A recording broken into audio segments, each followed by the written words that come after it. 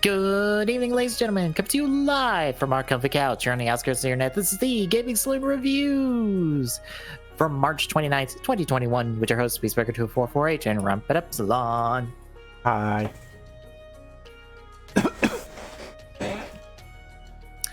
Okay, I'm not gonna lie. That was one of the images I thought I should have linked to you for the title card, because there's a Maximal and a Predacon version of this. Huh.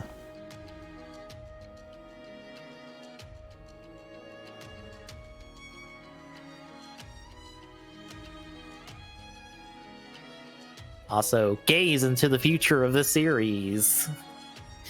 These are all the Maximals to come. But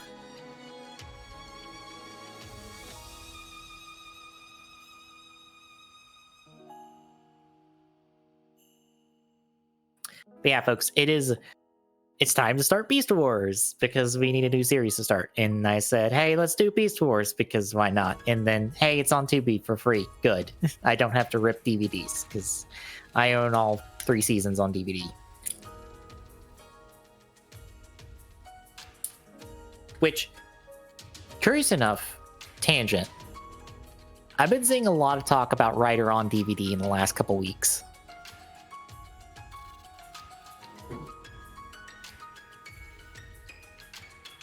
Like, Rider officially subbed in on DVD.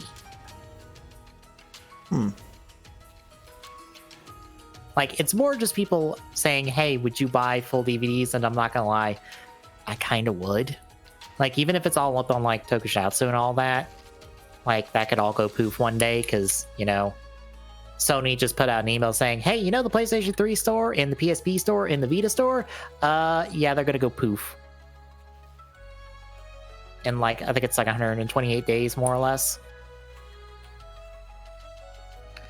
So it wouldn't be a bad idea to have the DVDs just in case everything goes kaboom. I mean, fair. Also, weirdly, I wouldn't mind owning every series on DVD, regardless if I like it or not. I don't feel like I could ever bring myself to that for some. Yeah, like, just that would be incredibly hard for, you know, Kabuto, Geo. Yeah. Well, honestly, if, like, this next week they say, hey, Kuga and Ichigo are, like, up for pre-order from Shout Factory with official subs and stuff, I'm like, you know what? I wouldn't mind having both. Yeah, Like, because I mean, I feel like the problems I had with Ichigo probably was just first show issues. I don't feel like it was an actual problem. Nah. So, yeah, I could see that. Which I hope they say that, or maybe Mill Creek, they've, because of their relationship with Mill Creek, they can just go to Mill Creek and be like, hey, you want to do these since you're doing all them Ultraman sets? And they're like, okay, sure, we'll just supply you the subs. Or I don't know. I'm just like, the thought of Rider on DVD this close to Rider Week, and this was all before Rider Week got announced, and now Rider Week's upon us with announcements and stuff. I'm like, I wonder if that's an announcement to come. I hope it's an announcement to come. I also hope that they're willing to announce a new series and, you know, maybe also say, this is the plan for subbing shows going forward. Still feel like it'd kind of be nice to see Gaim get subbed officially. Yeah. Like, a show announcement would be really cool, but I would also like for them to just outright say, this group has the subs for Rider going forward. They'll be the ones releasing them, and that's it. Like, they don't have to give us a roadmap of, like, when to expect shows or anything like that. Just saying that this subgroup has everything, and then they will release them. That's enough. I feel like I could see a roadmap of some sorts at least being needed. Right. I'm not meaning like a strict one, like, okay, April, we're gonna have this show out. June, we're gonna have this show out. No, just be like, by the end of the year, we expect to at least have this. This might also happen too. Right. Because I think Mill mean, Creek has... That I would be fine with, because at least then that's a case of, okay, you're working on stuff. That's an improvement over the lack of information. Right. Because, like, I think Mill Creek's pretty much has, like, been willing to say that, like, what they have the license for, and, like, hey, we're going to work on this in the future. Because, like, they've also said, because they do all the Ultraman stuff, which by extension means Gridman. Because of, like, S4 Gridman recently, people are wondering, hey, can we get an official sub of the original Gridman series? And Mill Creek, even though it's not, like, currently on their, like, list of when they're releasing stuff, they've stated that they have the rights to it. So honestly, that's just all I want. It's just one group, either Shout Factory or the Toku channel or like who the fuck else Toei's trying to farm this shit out to. Just say, we have everything. We're working on it. We will get back to you when we have a series to announce. Because that to me says you have a group and you have a plan. That's all I want. Right. I want to know you have a plan for this and aren't just throwing shit out the window and hoping for the best.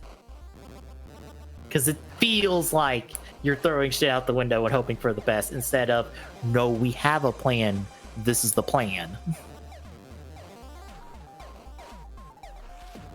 Well, I mean, they have no plan. I know. Unfortunately. Yeah. But yeah, anywho, it is Beast Wars. We're doing the entire series because it's 52 episodes, and that's about the run of a series for us. So, and also that's the only way we can get 4 episode chunks. Otherwise, I think we get left with like 2 episodes at the end of season 1 and 2. Because of the oddball numbering of the series, because I think it's 26 episodes for season 1, 13 for episode 2 or for season 2, and 13 for season 3. I don't know why they cut the seasons in half going forward, but that's the case. Budget. Probably. That's gonna sound weird if anyone's already watched these episodes, but yeah. Yeah, we are covering the entire series, and just for heads up on like knowledge beforehand, I have seen the series like twice over because this is one of my childhood shows. I don't know how well versed you are in Beast Wars. Not at all. Okay, so once more, I know everything, you know nothing. Fantastic. That seems to be the trend of TGSR.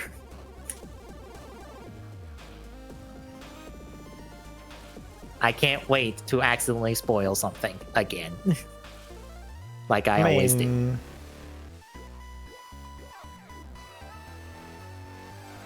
To be fair, it's probably par for the course at this point. Mm-hmm.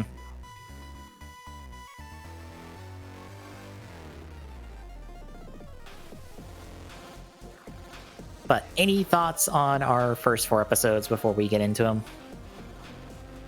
No.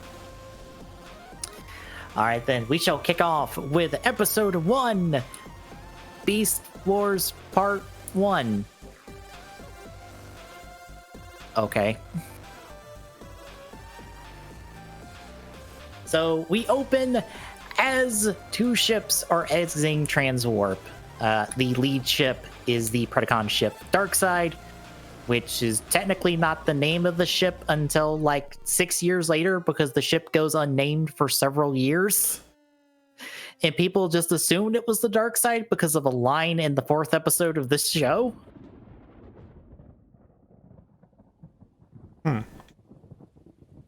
And eventually it just became canon that this is the name of the ship because fuck it, I guess. But the Predacon ship Darkseid is being portrayed by the Maximal ship, the Axelon, which is actually named in series because consistency. The two are locked in combat over an unknown planet. The reason they are locked in combat is because the Predacons stole what is called the Golden Disc from Cybertron. That has information on it and is very powerful. And with that information, and the Maximal ship, the Axelon, was the only ship in the vicinity that could give chase to the Predacon ship, and they did so, even though the Maximal ship is a exploratory ship, not a combat ship, unlike the Darkseid.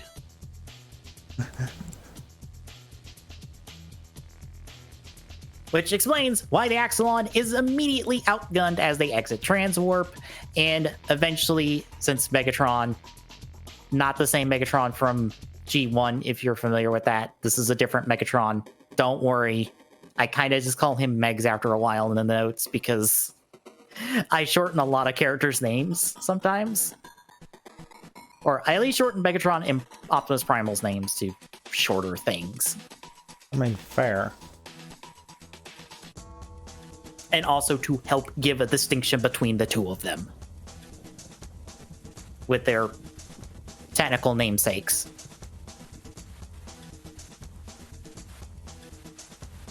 But Megatron decides to fuck with the Axelon crew by having the Darkseid pull up beside them and fire all of its guns on them, dropping the Axelon into the planet's gravitational hold, meaning they're going to crash.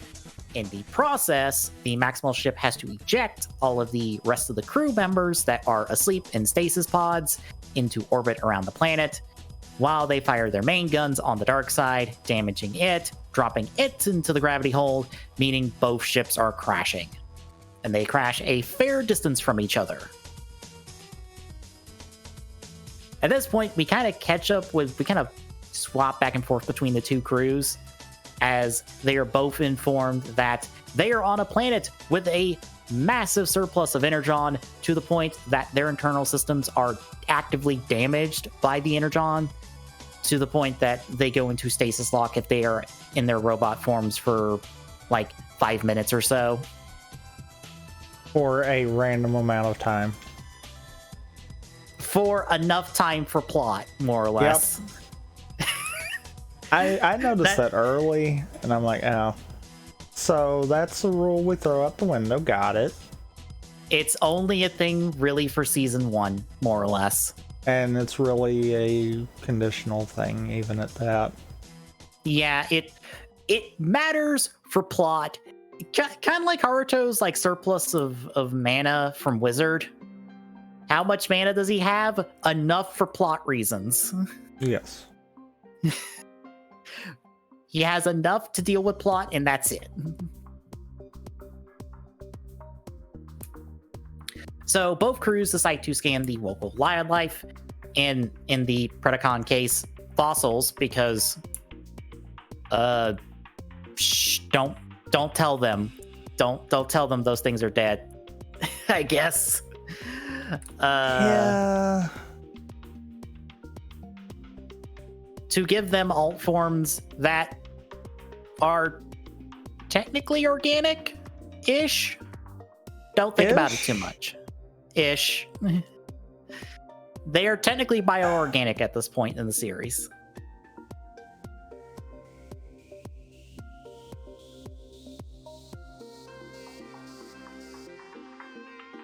Don't think too hard on the intricacies of what any of this means going forward. You will be very confused. Trust me. Anyway, they get their alt forms, and we introduce the Maximal crew by all of them very awkwardly telling us their names to each other, even though they clearly know each other. Yep. This is probably the most awkward bit of writing in the series, of just these 4 characters have having to introduce who the fuck they are to each other, even though they are clearly know each other, but we do need to say each other's names, and somehow by coincidence they all line up with the animals they got. Shh, don't worry about that part. Yeah, they totally didn't just, yeah. Yeah. So our Maximal crew is Cheetor, who is a cheetah, Rat Trap, who is a rat, Rhinox, who is a rhino, and Optimus Primal, who is monkey, not truck, because people were very upset back in the day that Optimus Primal was a monkey and not a truck. But I mean, he's not Optimus Prime. Exactly. People were still upset about it. Fair. I don't. It's a weird bit of history with this series that people were really upset about.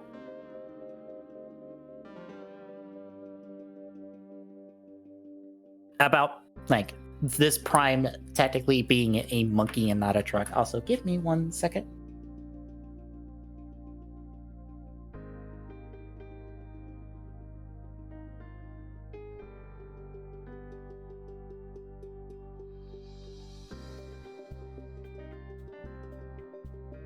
Alright, never mind. Thought I had to do something real quick. So yeah, that is our Maximal crew. And as you've noticed, because they ejected their entire rest of the crew, they will be down 4 versus 5 or 4 versus 6 with the Predacons. Fortunately, we're going to solve that before the end of this episode, technically.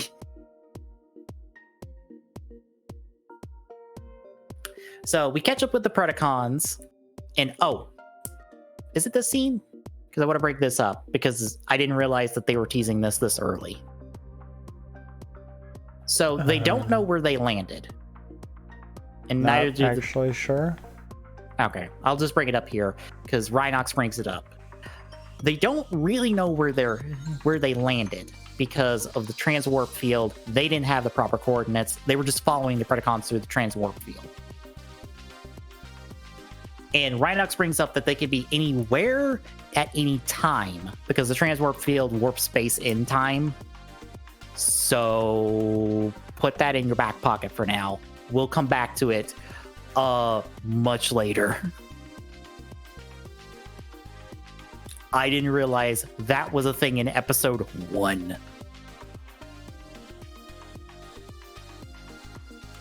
But in this next scene, we catch up with the Predacons, specifically Dinobot, who has the golden disc, and is like, this is not Earth. What the fuck, Megatron? You fucked up. Fight me. I want leadership. And Megatron's like, no, Scorponok, shoot him. And Scorponok proceeds to shoot him, and he goes flying off to the end of the episode.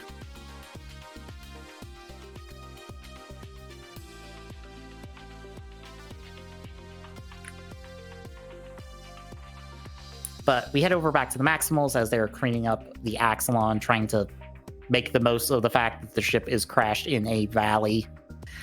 And Rat Trap is 90% mood. And I have to ask you, how do you feel about Rat Trap?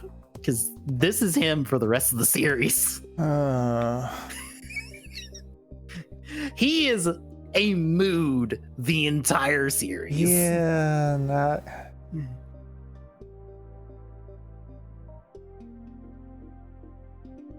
I don't know how I feel.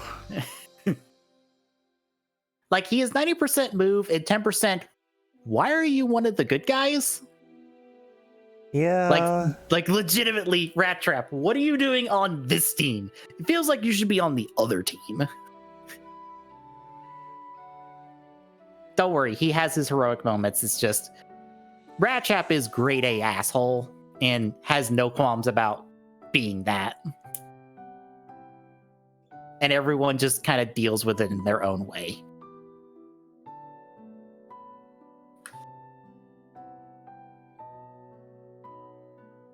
But we also find out that they are trying to stop the Predacons from getting Energon to restart the Great War, because For reference, if you are familiar with the original Transformers series with Optimus Prime and Megatron, the Autobots and the Decepticons, this is actually in canon with that original series. It just takes place thousands of years later with the Maximals and Predacons, descendants of the respective Autobots and Decepticon factions.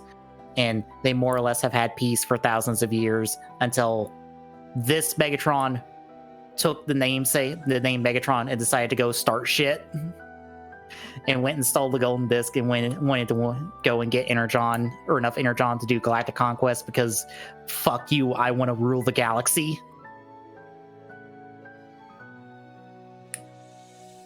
So that is your context for why everyone talks about a Great War and all this stuff, more or less. Because I think you're supposed to come into the series with that knowledge. I think. I mean, that would make sense. I try to remember if the show ever gets into that at all.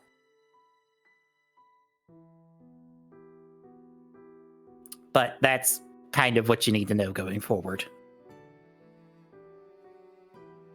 But Cheetor heads out from the gang to go say hi to a bunch of cheetahs because he thinks cheetahs can talk, I guess. And he tries to talk to them and scares the shit out of them. And then he runs into a giant wasp that turns out to be everyone's favorite character from the series, Waspinator. And by favorite character, I mean favorite jobber, because keep a running count in your head of how many times Waspinator goes kaboom in this series. Spoilers, it will be a lot. Yeah, I kind of would figure. Poor Waspinator. He tries. Yeah. He tries. I mean, does he? Yes, he does. He's very bad at it, though.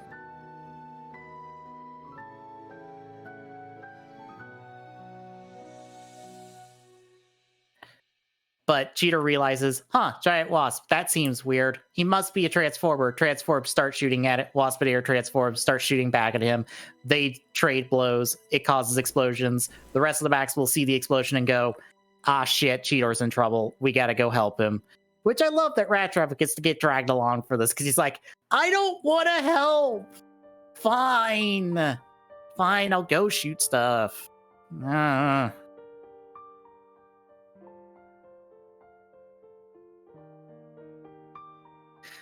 But the two of the fight eventually dumps out, boils over into this ditch area that Cheetor gets backed into, and then both sides end up here. And after trading of words with Optimus trying to negotiate peace, and Meg's like, fuck that, I want war. And Cheetor shooting him in the face, they transform and shoot at each other. Pride tries to get Rat Trap to go help Cheetor while he gives cover fire with Rhinox. Rat Trap's like, fuck that, I'm not getting in the middle of this. And Optimus is like, fine, I'll go fly in and deal with this. And he does, and gets his jetpack damaged, but he gets Cheetor out and they run away. And then later, as they're trying to get back to base, he tells Rat Trap, look, I could give you better covering fire if you just fucking listened and did what I say. So do as I say from now on, please. For reference, the Maximals do not get along very well at the start of the series. At all.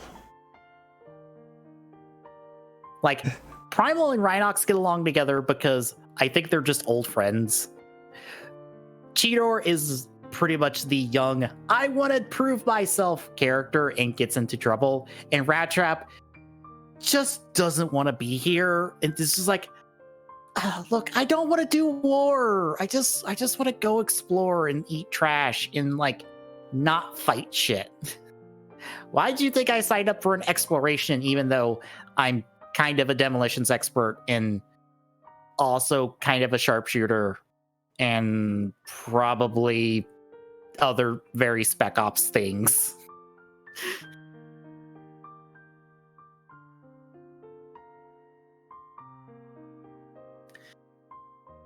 But anyway, they eventually get to a bridge where Dinobot is at, where he stops them and just goes, fight me for leadership, Primal. Otherwise, you don't get to cross this bridge to your base, and I guess have to take the long way around, maybe. And that's where we end episode 1. Which takes us to episode 2, Beast Wars Part 2. So Primal doesn't want to fight Dinobot because this is a stupid idea. And Primal knows better. But Dinobot's like, no, fight me for leadership. Fight me, damn it. I want to fight someone. And Primal's like, fine, I'll fight you.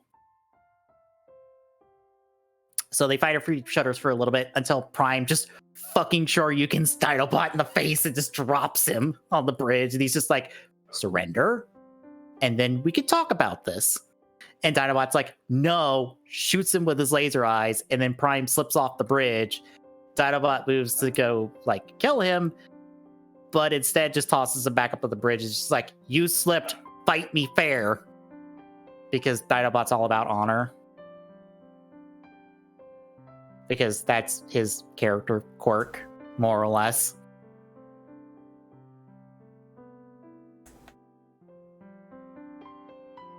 So they go back to fighting until the Predacons show up nearby and just see this and just go, let's blow up the bridge.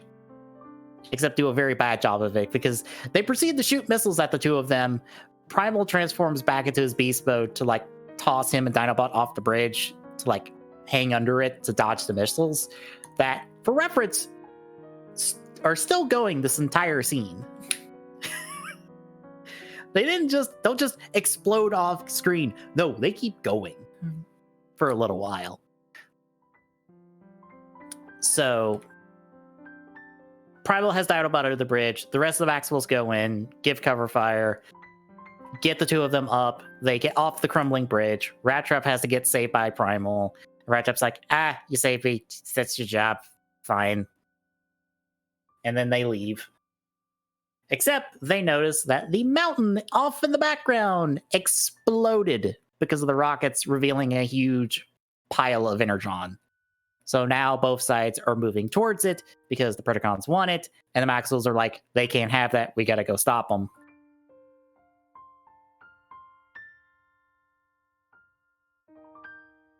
But as we follow the Maximals on the way there, they come across totally not Stonehenge. Like, it literally looks like a fancier version of Stonehenge. Just in the middle of a field somewhere. And Rhinox is like, that's not me. That's not natural. That looks like someone made it. And we didn't make it. And I'm pretty sure the Predacons didn't make it.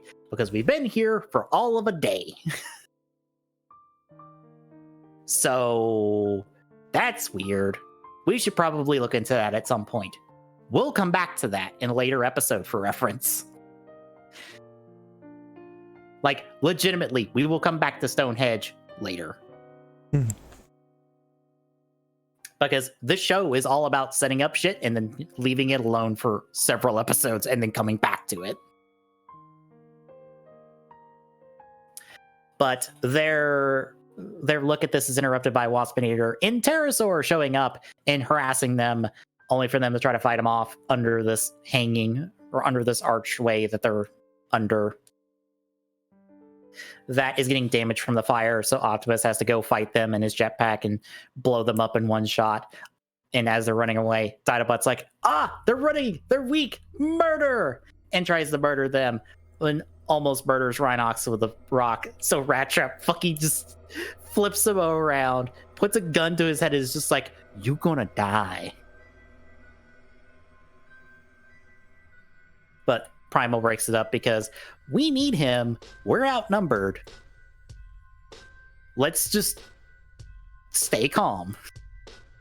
Because Primal is him and Rhinox are the only voices of reason on this team, unfortunately.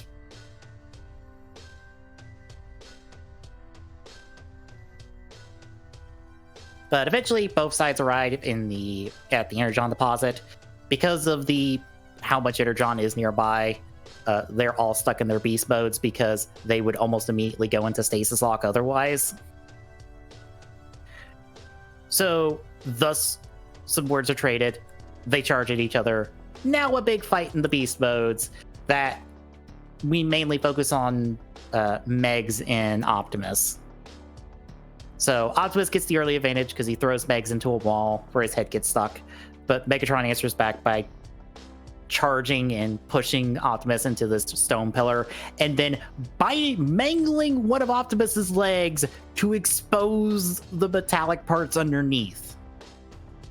Like, chomps down on it, shreds it to where literally Optimus's skeleton is showing.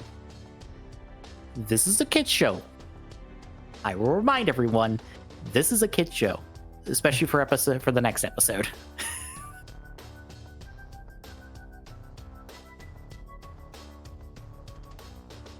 But Primal fights him off, throws him away, but he's injured. So Megatron's like, fuck this, time for the nuke option, and tries to blow up Primal as he transforms. Dinobot swipes the rocket to direct it into the mountain to cause the Energon to start exploding. So everyone evacuates, including Megatron. So everyone gets to live for another day. And at this point, the Maximals, specifically Primal, decides, well, if we're stuck here, we might as well fight them because we need to stop them from getting the Energon, and we shall declare these fights the Beast Wars because title drop. So how'd you feel about these first 2 episodes? I feel like it has literally took me almost this entire batch to kind of get used to the CGI. Very fair. Story-wise, good. CGI, oh. I honestly think it's all the background stuff because all the backgrounds look bad today. No. The backgrounds are a lot of it, I will give you that. But some of the weird poses that we wind up getting out of it makes it yeah, even that too. worse. Yeah.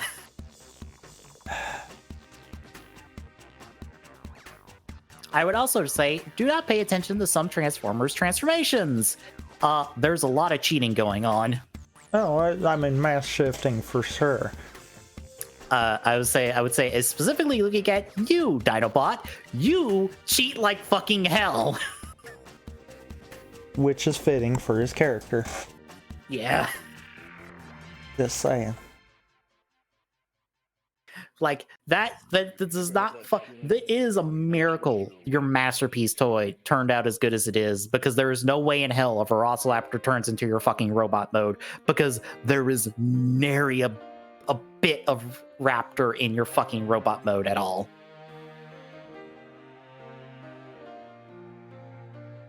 You are also way taller than it.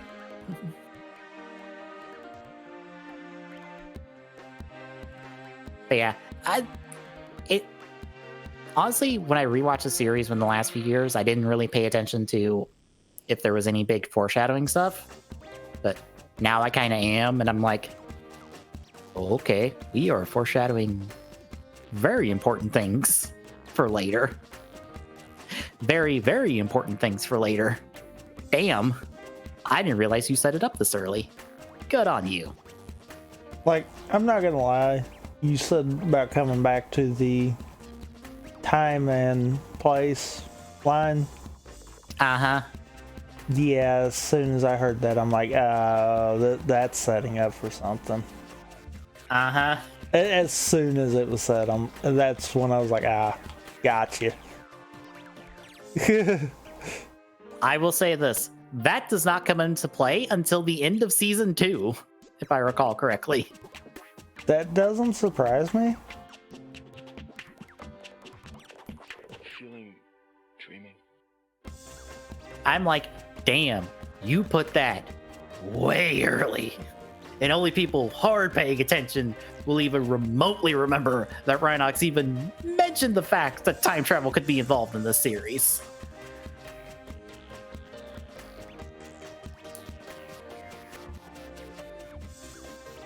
But any other thoughts? No. All right, then shall move on to episode 3, The Web. So at Maximal Base, Rhinox has finished up a new comm link that apparently, as we will find out later, took him a month to do with parts they were able to scrounge up. So it has been a... We've got a big time skip. Yeah, it's been about a month since we landed on the planet. Don't worry about how long we've been here. We've been here long enough. In reality. But they need to test it to make sure it can get through the Energon field, because as established in the two-parter that I forgot to mention, they can't communicate with each other at a long range. Like, after a certain point, the Energon interferes with the comm links and it's all static, which is the entire point of this episode to solve it. So once more, we are setting up stuff that we will address later. Even though this is a completely standalone episode. But Cheetor volunteers to take it for a spin. So they give it to him, tell him it's voice activated. Primal gives him a direction with a made-up name and a made-up measurement of distance. Look, I don't know what nonsense numbers they use for stuff, or the nonsense terminology they use for distance and time and all that, and I'm not about to try to figure it out. They just tell Cheetor, go that direction and check in every so often. So that's what he goes and does. But it turns out to work really well. But then Cheetor hears an explosion and he goes off to investigate it, which Primal's like, ah, shit, he's gonna get into trouble. I better go find him. So Rhinox is on comms while Primal leaves. We check in with Cheetor. He has found Scorponok, who has found a mega cannon from the dark side and is trying to scavenge it to recover it and put it on their base somewhere. Cheetor decides to hold him up and prevent him from getting it. And while he has Scorponok hold up, Tarantulas drops by to say hi and distract Cheetor so Scorponok can shoot Cheetor in the chest with a missile.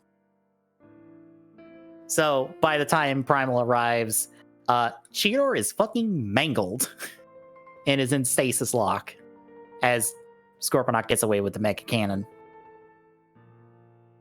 For reference, Cheetor's chest is like burnt and has exposed parts on it.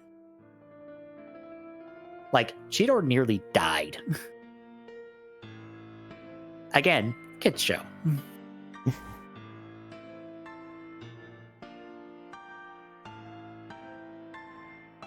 But we then transition to Cheetor dreaming of being on Cybertron and shooting up the Predacons, only to have this exact same thing happen. Also, say hi to Starscream, who cameos real quick. Remember that, because it will be important for an episode later. Of course it will. Also, say hi to Rat Trap in a reused animation from later in the scene in this exact dream. For some reason. Don't ask me why.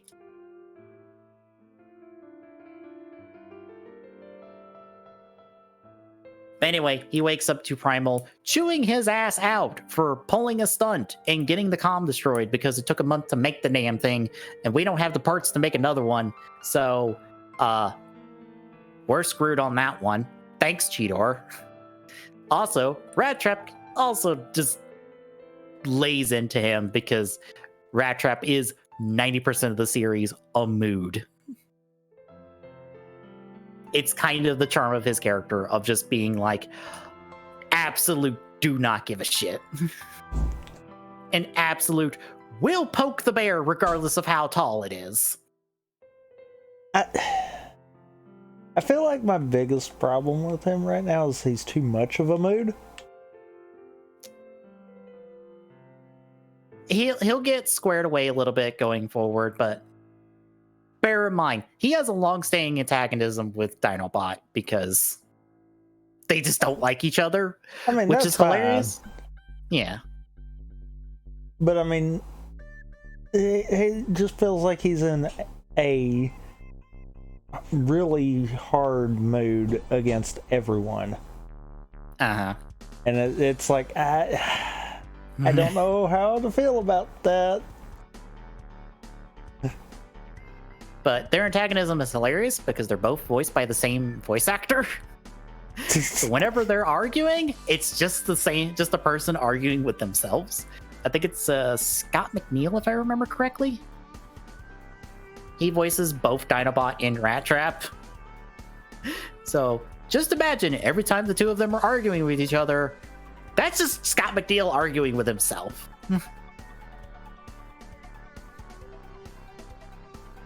Anyway, Cheetor does not take to the chewing out well, so he leaves and runs off after threatening to eat Rat Trap, mind you, because kids show, it's fine if we imply cannibalism among crewmates. Yeah, I mean, it totally happens.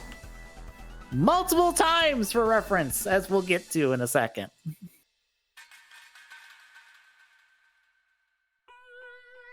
But he runs off. Rhinox tells Rat Trap, go talk him out of doing something stupid. And Rat Trap's like, fine, I'll go talk him out of doing something stupid. If I can catch up to him, but eh.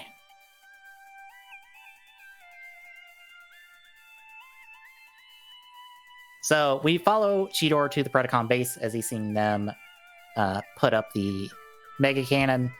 So Cheetor's kind of scouting it out until Tarantulas drags him into his lair and strings him up in his web that drains his energy so Tarantulas can eat his corpse.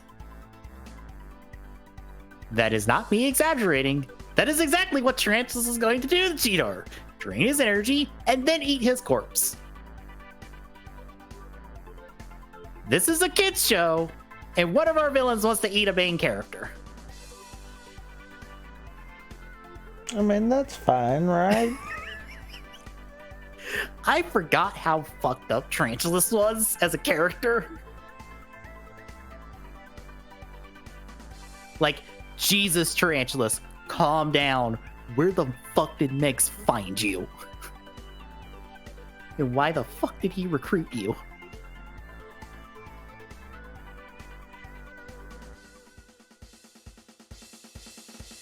But we cut over to the Maximals real quick as our remaining Maximals discuss what the fuck they'll do with the Mega Cannon. And Rhinox covers for Rat Trap and Cheetor because he's good like that. We follow up with Rat Trap. He finds Tarantulas' lair and drops in on him. And eventually the two of them get into a fight, which Rat Trap baits Tarantulas'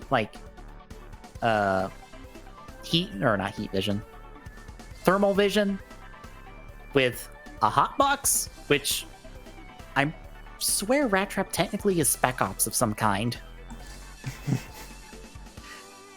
Like, the shit he does in this series, I'm like, you are special forces of some kind, and no one has said any otherwise, because you do a lot of special forces things. For someone not on a military ship and didn't want to be on a military ship. I almost wonder if something fucked up happened with Rat Trap, which is why he is who he is. He's just like, I don't want to deal with people because I've done some shit. I've seen some shit. I'm in no mood.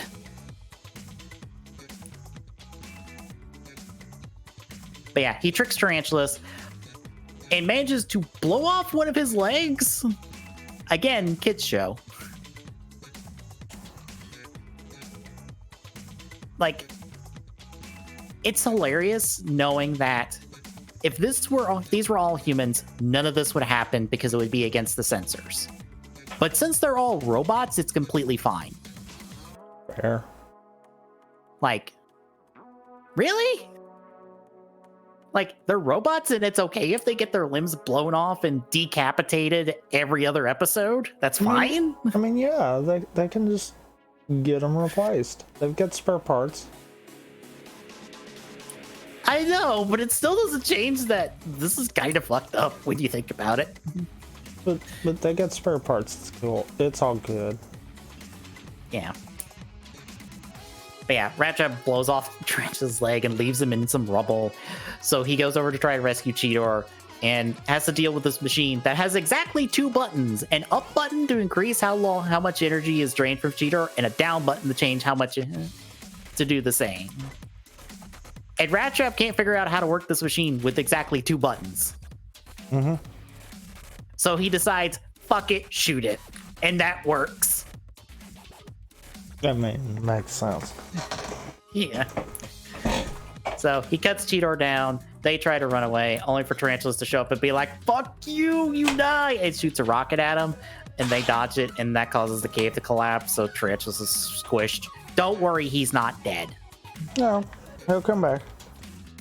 As much as you see several of these characters, like, get ripped apart and torn apart in very gruesome ways, they don't really die until the show decides that now you can die. Because we only have, 10 characters at max by the end of the series? We can't just kill people off willy-nilly, because we can't replace them. Because making a new CG model for both a beast mode and an alt mode is expensive. So we can't kill characters.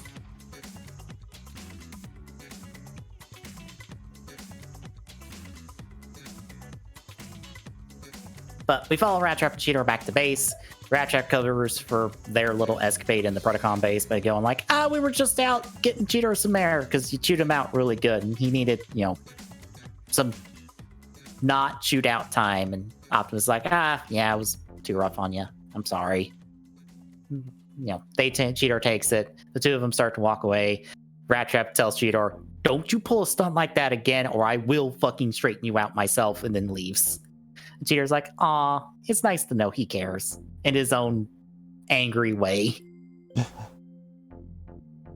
Which takes us to our final episode, episode 4, Equal Measures.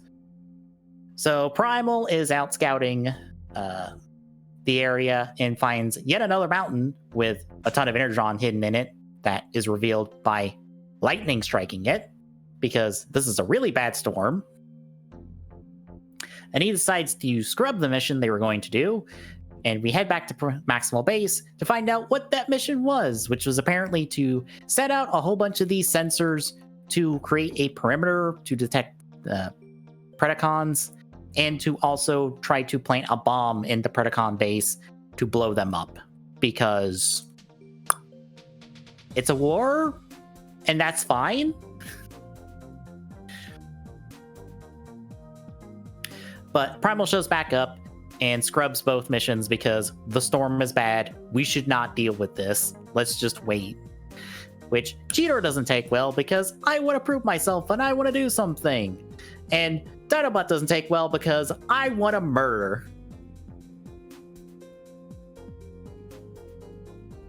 That kind of sums up their motivations for a while.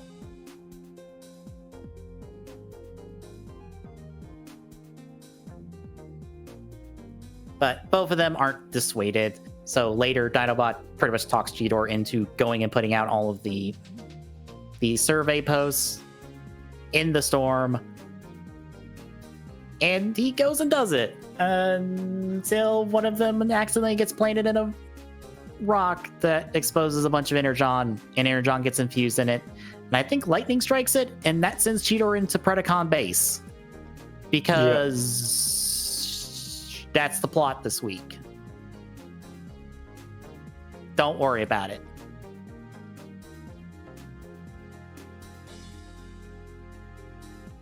But Pterosaur is on the radar when Cheetor just pops up on his desk. And the 2 of them fight until Cheetor shoots him onto the desk, and then Pterosaur gets transported to the Maximal base. Because that's just how it works. Don't worry about it.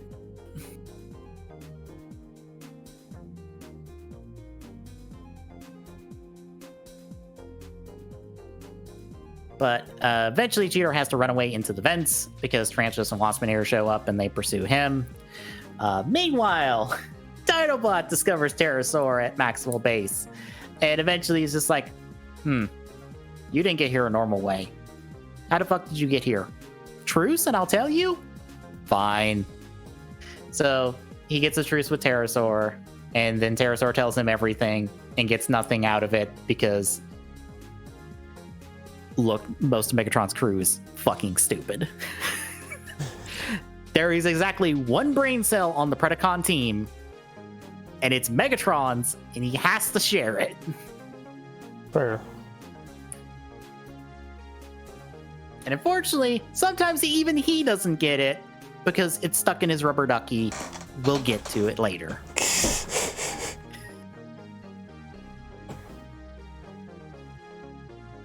But Pterosaur will eventually tell Dinobot everything he needs to know about how this transport thing works. And then Dinobot's like, cool, throw you out the dumpster. Literally throws him in the toilet and shoots him out the airlock. Bye, Pterosaur. We'll see you in 5 minutes. Yeah, because that's the recurring time frame. Yep. Meanwhile, Shooter manages to escape Scorponok and Waspinator in the vents and eventually ends up at a terminal with intel, which through the intel he finds out, a vein of Energon runs under both the Maximal and the Predacon base. So if one gets blown up, they both go boom. Uh-oh. Oh no. So Cheetor takes this, puts it on a data disk, and tries to leave, only for Waspinator and Scorponok to try to kill him. He evades them and gets to the terminal, just as Dinobot has convinced Primal reluctantly to send a bomb through this transporter, because Primal ran into him earlier and Dinobot explained the whole situation, and just assumed Cheetor was dead, by the way, because Dinobot won a murder, and he'll lie to do so, I guess. Or he'll just assume to do so. Dinobot's kind of a dick.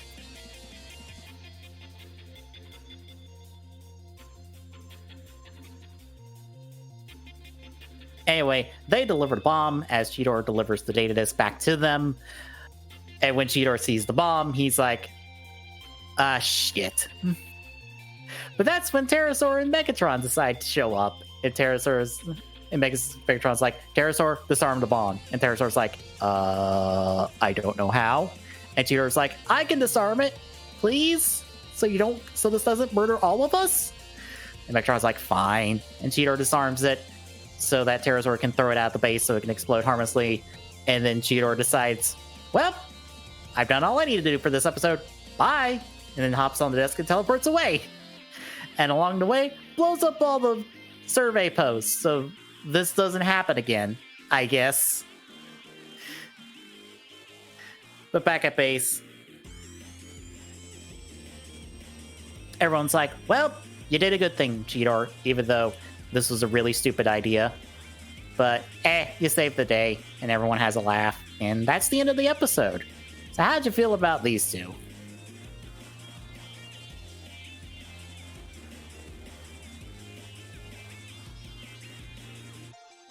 Tommy? Hello? My bad.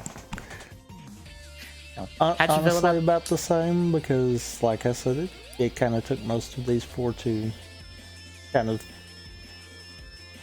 get somewhat used to it. Mm-hmm.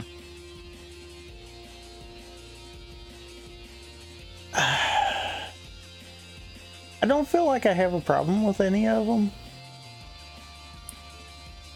It's a case of I just don't know how to kind of feel about certain characteristics with some of them right now, and it's like Yeah. Which maybe that'll change. It will, like, honestly, I think Rhinox probably is one of the few characters just without a character arc. Like him, Tarantulas, Pterosaur, and Waspinator kind of don't really change much. Megatron kind of does, but it's more just learning more about his plans. Primal changes a little bit, and Rat Trap, Cheetor, and Dinobot all change to varying degrees over the course of the series.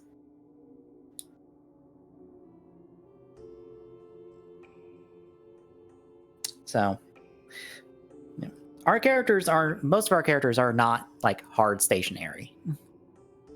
Unless you're like one of the 3 idiots of the Predacons or Cannibal Tarantulas.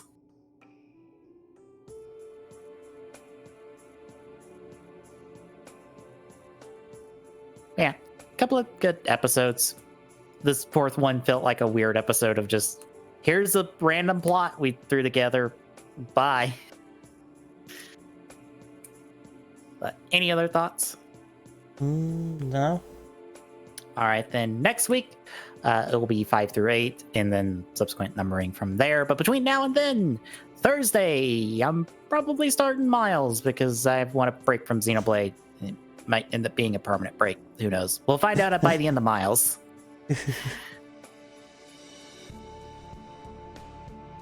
Friday will be us continuing our achievement stuff for Halo. We're doing Halo 2 Skulls.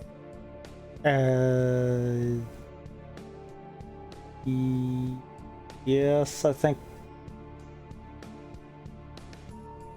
Because we got everything in 3. We got everything in 3. We got everything but the clues in ODST. Mm-hmm. So we might do that, because I don't think that'd be too bad. Yeah, also wouldn't take that long. No. Because they're all marked on the map. We just have to find them. Well, and on top of that, I could drop at different checkpoints that gets us a little closer. That too.